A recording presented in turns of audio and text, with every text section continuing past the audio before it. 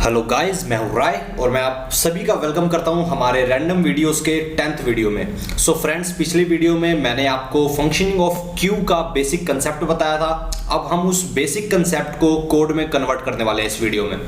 So friends, actually मैंने थोड़ा time save करने के लिए यहाँ पे पहले से प्रोग्राम थोड़ा सा लिखा हुआ है। सो मैं जल्दी से इस प्रोग्राम को आपको एक्सप्लेन कर देता हूँ कि मैंने अब तक इस प्रोग्राम में क्या कोड लिखा हुआ है। सबसे पहले ये 2 लाइंस, ये आप सभी को पता है कि ये मैं हेडर फाइल्स को इंक्लूड कर रहा हूँ, जैसा कि आप हमेशा हर प्रोग्राम में करते हैं। उसके बाद ये लाइन है, यहाँ पे हम एक कांस्टेंट को डिफाइन कर रहे हैं। और उस कांस्टेंट को किस तरीके से डिफाइन करते हैं, सबसे पहले हम लिखते हैं हैश डिफाइन। ये हमारा सिंटेक्स का पार्ट है। हम सबसे पहले हैश डिफाइन लिखेंगे, उसके बाद हम उस कांस्टेंट का नाम लिखेंगे जो कांस्टेंट मैं अपने प्रोग्राम में आगे यूज करने जा रहा हूँ। और यहाँ पे मैंने 5 लिखा है, मीन्स मैं अपने प्रोग्राम में जहां पे भी एक कैपिटल N लिखूंगा तो मेरा कंपाइलर क्या समझेगा कि N की वैल्यू 5 है, मींस वो उस N को 5 से रिप्लेस कर देगा। ओके, इसके बाद मैंने यहाँ पे इन 3 स्टेटमेंट्स में 3 फंक्शंस को डिक्लेयर किया है। सो फ्रेंड्स, जैसा कि आप सभी को पता है कि हम जब भी अपने C प्रोग्राम में अगर मुझे अपने इस void main फंक्शन के अलावा भी किसी फंक्शन के साथ काम करना है तो सबसे पहले मेरे को बताना पड़ता है कि मैं किन फंक्शंस के साथ मैं काम करने वाला हूं, मैं अपने प्रोग्राम में किन फंक्शंस को क्रिएट करके उन्हें यूज करने वाला हूं। तो मैंने वही इन्हें बताया है। सो यहाँ पे सबसे पहले मैंने बताया है कि जो मेरे फंक्शन है वो void डेटा टाइप का है, मीन्स इसका रिटर्न टाइप void है, मींस ये किसी भी तरह की कोई वैल्यू रिटर्न नहीं करेगा हमारे कॉलिंग फंक्शन को। ओके, उसके बाद ये बता रहा है कि मेरे जो फंक्शन है, मेरे फंक्शन का नाम है इंसर्शन, और ये जो एम्प्टी पैरेंथेसिस है, एम्प्टी ब्रैकेट्स है, ये सिर्फ ये बता रहे हैं कि ये जो इंसर्शन है ये एक फंक्शन है।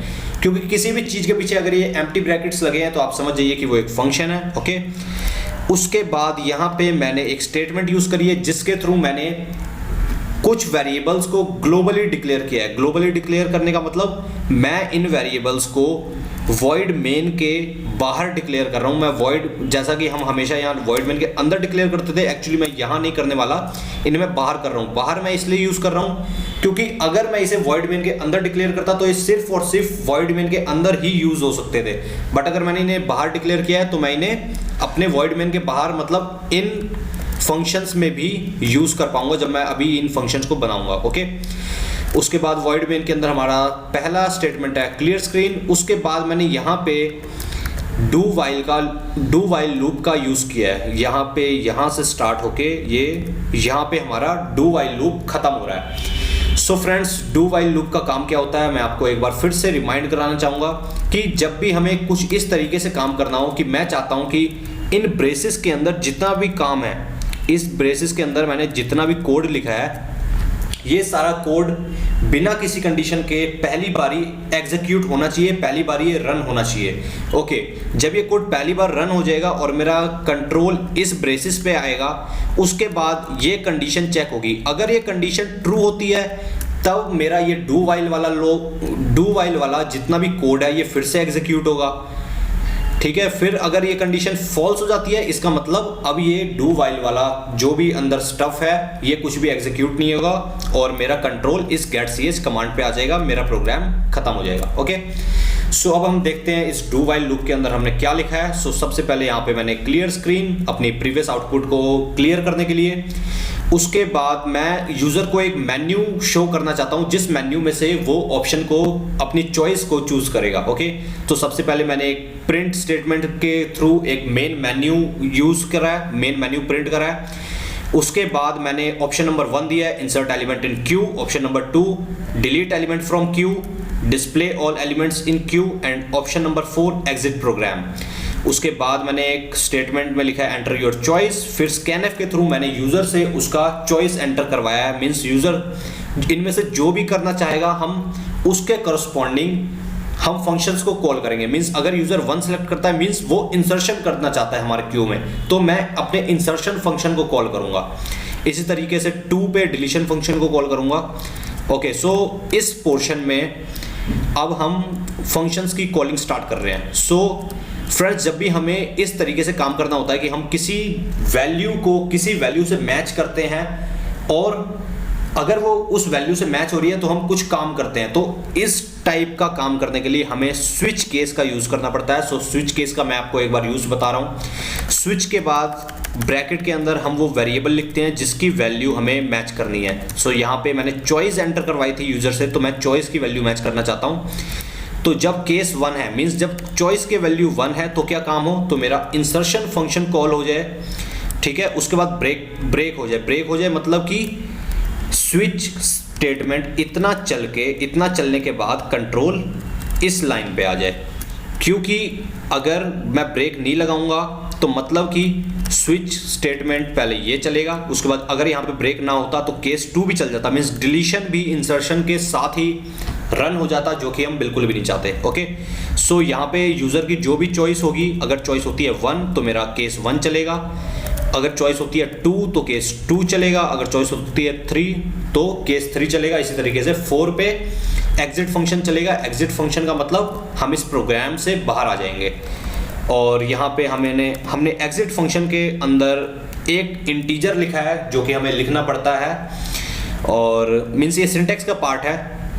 ओके, उसके बाद मैंने क्या लिखा है यहाँ पे, मैंने उसके बाद लिखा है asking for user to continue running a program और नॉट। मैं यहाँ पे यूजर से पूछ रहा हूँ कि क्या वो उस प्रोग्राम को फिर से कंटिन्यू करना चाहता है, तो प्रेस 1 टू कंटिन्यू। अगर यूजर जो भी ऑप्शन डालेगा अपना, वो option OPT option value variable में मैंने स्टोर करा लिया। अगर ऑप्शन वेरिएबल इक्वल टू 1 है, जैसा कि हमने इसे यहाँ यूजर को मैंने बोला है कि 1 कंटिन्यू के लिए है, अगर ऑप्शन की वैल्यू 1 आती है तो डू वाइल वाला सारा स्टफ फिर से रिपीट होगा।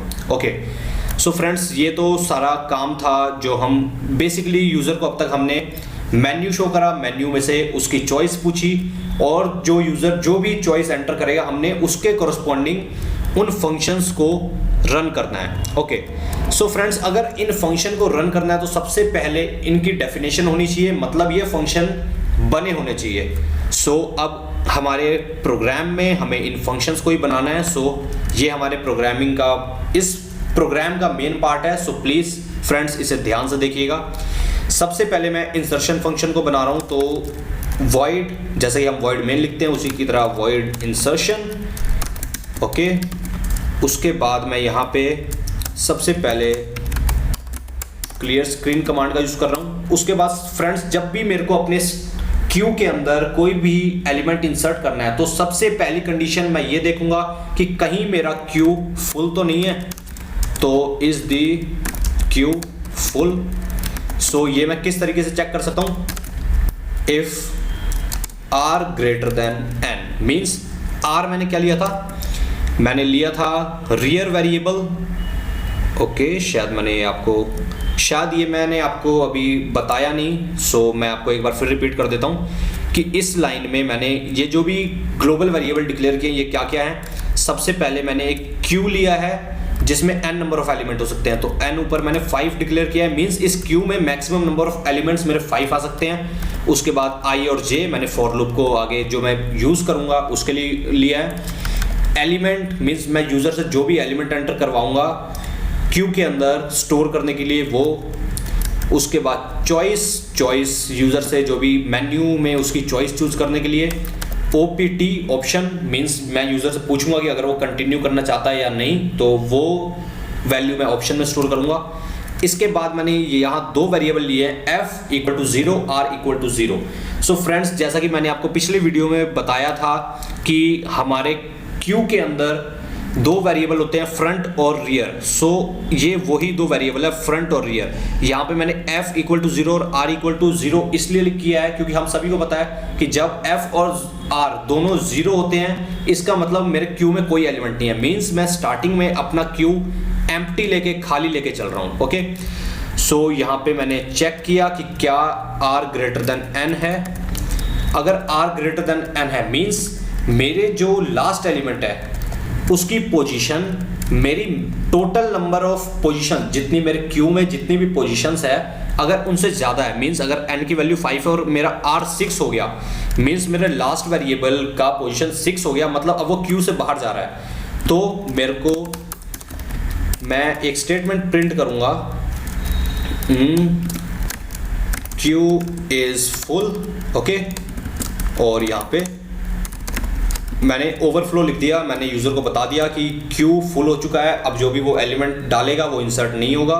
सो इसलिए अब हम इसे एग्जिट कर रहे हैं। ओके, सो यहाँ पे एग्जिट के अंदर एक इंटीजर लिखेंगे हम। उसके बाद मैं यहाँ पे अब चेक करूँगा क्या क्यू खाली है या नहीं है। इस क्यू एम्प्टी, मैं ये क्यू चेक कर रहा हूँ क्योंकि हो सकता है कि क्यू अब तक, मैं मान रहा हूँ कि क्यू में 5 पोजीशन है बट क्यू की कोई भी पोजीशन अब तक फिल ही ना हुई हो, क्यू अभी कंप्लीटली खाली हो, मीन्स अब मैं उस क्यू को कंप्लीटली यूज कर सकता हूँ। सो मुझे क्या पता है कि जब क्यू खाली होता है तो उसकी जो फ्रंट वो 0 के इक्वल होता है। मीन्स अगर f डबल इक्वल टू 0 है, मीन्स अगर उसका फ्रंट 0 के इक्वल है तो मैं क्या करूं, अब मेरे को इसके अंदर एलिमेंट को इंसर्ट करना है और इंसर्ट में कभी भी उसे 0 पोजीशन पे नहीं करूंगा, मैं हमेशा फर्स्ट पोजीशन, फिर सेकंड पोजीशन, फिर थर्ड, मींस ऐसे नेक्स्ट पोजीशन पे इंसर्ट करूंगा बट कभी भी 0 पे नहीं। तो अगर मुझे नेक्स्ट पे इंसर्ट करना है तो सबसे पहले मेरे को f को 1 करना पड़ेगा और r को भी 1 करना पड़ेगा। मीन्स यहाँ पे मैं क्या बोल रहा हूँ, फ्रंट भी 1 है, r भी 1 है, और हमें पता है कि जब भी फ्रंट और r दोनों इक्वल होते हैं इसका मतलब हमारे क्यू में सिर्फ एक ही एलिमेंट है। मीन्स इस टाइम पे जब क्यू में कोई भी एलिमेंट नहीं था, अब मुझे एलिमेंट डालना है तो मेरे को f और r दोनों 1 करने पड़ेंगे, जिससे कि मैं कंप्यूटर को बताऊंगा कि अब मैं अपने क्यू के अंदर एक एलिमेंट इंसर्ट करने जा रहा हूं। ओके, उसके बाद मुझे क्या करना है, अगर f डबल इक्वल टू 0 नहीं है, मीन्स अगर फ्रंट की पोजीशन 0 नहीं है मतलब मेरा क्यू खाली नहीं है। मीन्स अगर मेरे क्यू में 5 पोजीशन है तो हो सकता है 2 पोजीशन भरी हो, ठीक है। मीन्स अगर मेरी 2 पोजीशन भरी होगी तो मेरे r की वैल्यू होगी 2, और अगर मैं थर्ड एलिमेंट को एंटर करना चाहता हूं अपने क्यू में तो मेरे को r की वैल्यू 3 करनी पड़ेगी। मीन्स r की वैल्यू 1 बढ़ानी पड़ेगी, और वो मैं किस तरीके से बढ़ाऊंगा, else r प्लस प्लस, आप सभी को पता है कि इसकी जगह हम r इक्वल टू r+1 भी यूज कर सकते थे। ओके, सो इसने क्या काम करा, अगर क्यू मेरा खाली नहीं है, मीन्स अगर उसमें कुछ एलिमेंट्स हैं तो वो क्या करे, r की वैल्यू 1 बढ़ा दे। मीन्स अगर क्यू में 2 एलिमेंट्स थे तो वो r की वैल्यू 3 कर दे ताकि मैं नेक्स्ट एलिमेंट को एंटर कर सकूं। ओके, अब हमारा मैक्सिमम इंसर्शन का काम हो चुका है। अब हम क्या करेंगे, अब सबसे पहले यूजर से पूछेंगे, यूजर से एलिमेंट इंसर्ट कराएंगे, printf \n enter element to insert in queue. Okay, तो एलिमेंट मेरे को इंसर्ट कराना है तो मैं scanf के थ्रू इंसर्ट कराऊंगा अपना एलिमेंट, %t % एलिमेंट, मीन्स जो भी यूजर वैल्यू डालेगा वो एलिमेंट वेरिएबल में स्टोर हो जाएगी। अब मुझे इसे क्यू के अंदर इंसर्ट करना है तो क्यू की r पोजीशन पे, r पोजीशन मतलब रियर पोजीशन मतलब लास्ट पोजीशन, मींस लास्ट जो भी पोजीशन थी उस पोजीशन पे मैं अपना एलिमेंट इंसर्ट कर दूंगा। और यहाँ पे मैं एक यूजर को printf के थ्रू एक लाइन में बता दूंगा कि आपका एलिमेंट इंसर्ट हो चुका है, element %d is successfully inserted. Okay, और यहाँ पे हमें क्या लिखना पड़ेगा, एलिमेंट। ओके, सो फ्रेंड्स यहाँ पे हम अपना इंसर्शन फंक्शन को हम बना चुके हैं, और ये हम तब यूज़ करेंगे जब भी हमें अपने किसी भी एलिमेंट को इंसर्ट करना पड़ेगा अपने क्यू के अंदर। ओके फ्रेंड्स, सो इस वीडियो में इतना ही स्टफ रखते हैं। अब इसके आगे हमें डिलीशन और डिस्प्ले फंक्शन बनाना है जो हम अपनी नेक्स्ट वीडियो में बनाएंगे, और वो 2 फंक्शन क्रिएट होने के साथ ही हम अपने इस प्रोग्राम को रन कर पाएंगे और हमारा ये प्रोग्राम कंप्लीट हो जाएगा। So friends, very very thank you for watching this video and I will see you all guys in the next video.